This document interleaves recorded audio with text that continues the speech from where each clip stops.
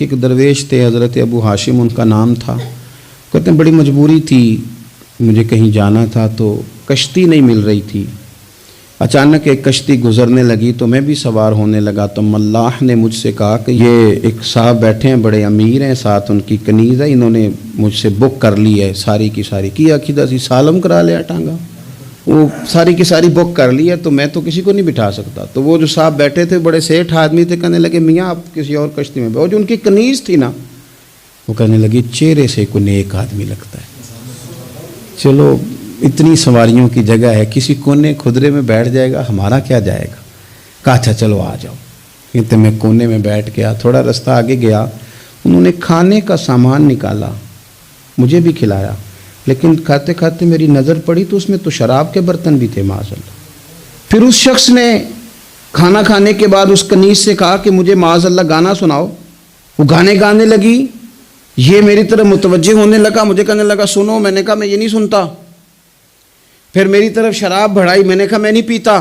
تو کہنے لگا تو کیا سنتا ہے, تو کیا سنتا ہے. تو کہنے لگے میں سناؤں کیا سنتا ہوں.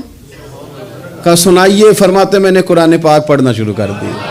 کہتے ہیں میں نے اسے چند آیتیں سنائیں, اس کی تو کیفیت ہی بدل گئی. کہنے لگا مولانا زندگی بڑی گناہوں میں گزری ہے, اب توبہ کر لوں تو مالک معاف کر دے گا. کارنامے خطرناک ہیں, پیچھے رجسٹر کالا سیاہ, معافی ہو جائے گی. دولت بڑی تھی تو پھر ہم نے بھی شراب کباب شباب میں اڑا دی ساری, معاف کر دے گا. تو کہتے ہیں میں نے کہا ہو بندے کے آنے کی دیر ہے, اس کی رحمت تو فوراً ہی قبول کر لیتی ہے.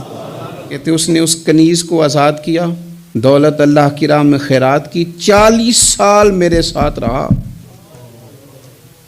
پھر میں نے اس کی زبان سے سوائے خیر کے جملہ نہیں سنا. ایک کی بات کرتا تھا, کہتا تھا شیخ کاش آپ مجھے تھوڑا پہلے مل جاتے, زندگی سے یہ گلہ ہے کہ تو ذرا دیر سے ملا ہے.